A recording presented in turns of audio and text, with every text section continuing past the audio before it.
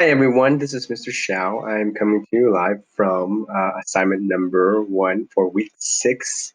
And we're going to be doing a project this week on the Enlightenment speakers. So we're going to have 6 thinkers to think about. So we're going to be talking about Thomas Hobbes, Voltaire, Montesquieu, Mary Wollstonecraft, and John Locke.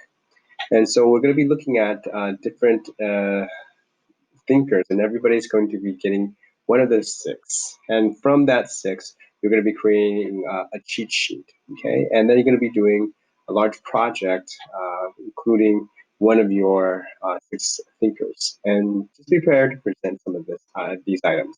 So project 1 is going to be a cheat sheet. You're going to be researching one of the assigned thinkers, somebody that you're going to be receiving. It could be any of the 6, but just make sure you do your research. They all actually have a lot of great ideas that are still existing today and still being practiced through the events and even current events that we see. So we're going to be looking at this cheat sheet, and I did one on Denis Diderot. And Diderot is not one of your 6, but he is actually going to be one of the speakers I'll be talking about and showing you how to fill out your cheat sheet.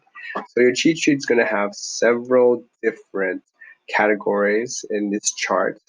First of all is biographical information, so relevant information about the speakers. So for example, Diderot was most known for inventing the encyclopedia.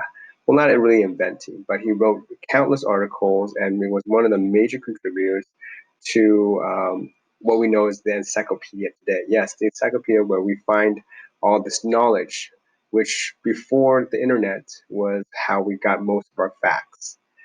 And so he also used the encyclopedia to spread Enlightenment ideas through his book, and he also wrote something called Letters to the Blind.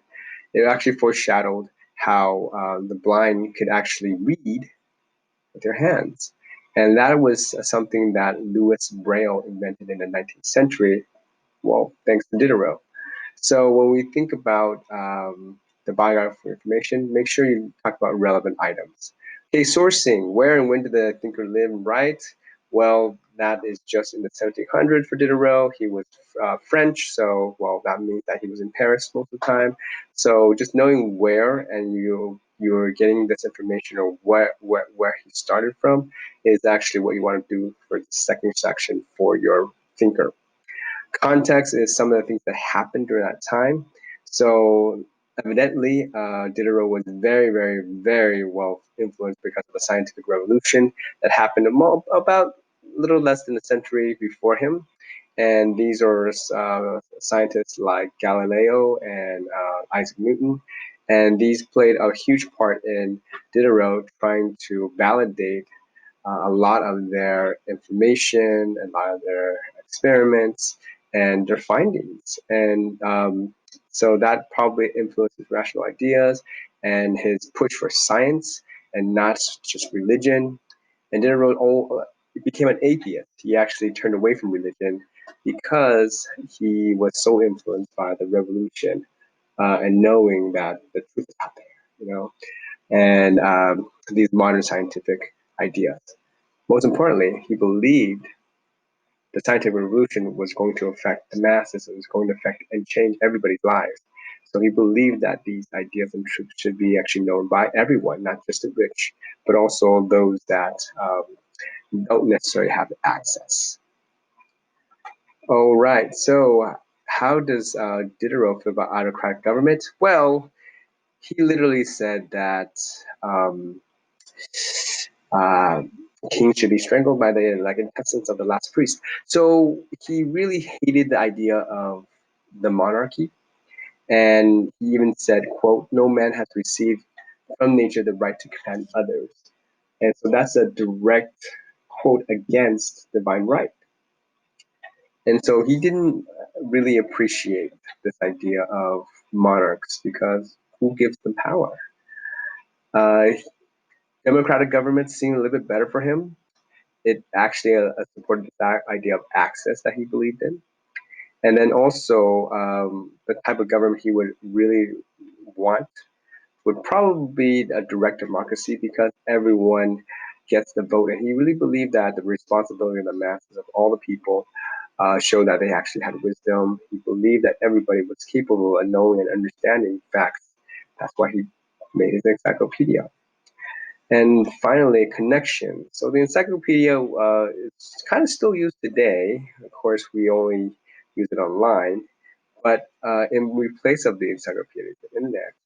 And the internet was invented as a way of sharing and giving truths uh, to people around the world. And that's what Diderot believed. And because of that, Diderot probably helped influence this idea that knowledge should be free, knowledge should be freely given to everyone.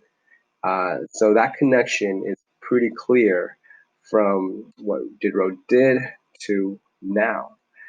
And again, three quotes.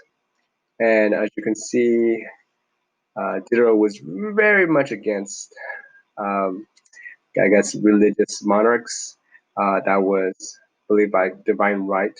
So one of his quotes was, "The most famous dangerous madmen are those created by religion, and people whose aim is to disrupt rich society always know how to make good use of them." These dangerous madmen who, like, are religious. Here I put all the different links that I used, including Britannica, which is also an encyclopedia. There was a nice quote by The Nature of Authority. And then there was another section in the Encyclopedia Britannica that talked about the letters to the blind. All right. Hopefully, this little information helps you understand how to fill out your chart. And you're really just going to be using this for the two other parts of your project. So hold on to this, don't lose it, and make sure you have great information. The last part to this cheat sheet is something we call a salon, which is actually when people in the 1700s brought together friends and they would have refreshments, they would eat, and then they would discuss, such as politics and what we know about the natural world. And so this was what we've known as a salon. And here we have a table of six. So 1, 2, 3, 4, 5, 6. And we're just going to be discussing who and where you would put some of the six different enlightened speakers. So you're going to have to learn about a little bit about everybody. Okay, for example, uh, the person I chose was Diderot. Okay, Diderot actually is going to be my number one. So let's just assume that because I know most about Diderot, I put him in the number one seat.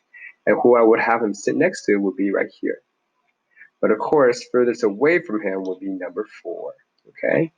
So Voltaire would be probably the closest person that Diderot would be sitting next to because Voltaire also actually argued for freedom of religion. Okay? He didn't really care what you said, but he would defend, how you would say it. So even though Diderot was very, how do I say this? I guess aggressive in his speech, Voltaire would probably listen to him. And he would probably either try to convince him of religion, probably slightly, or be okay with him being atheist. Because again, that is like a freedom, and that Voltaire would support. Whereas Rousseau, all the way over here, okay, is nowhere close to my main man Diderot. And there's a good reason for that. Rousseau and Diderot have been friends for a long, long, long time, and then all of a sudden they weren't friends anymore. So I don't want to be sitting like I wouldn't be wanting to sit next to somebody I no longer am friends with. So that's why he's so far away, even though they probably kind of believe in the same idea. So sitting next to Rousseau would be Thomas Hobbes, who also talked about social contract, which is what Rousseau would talk about.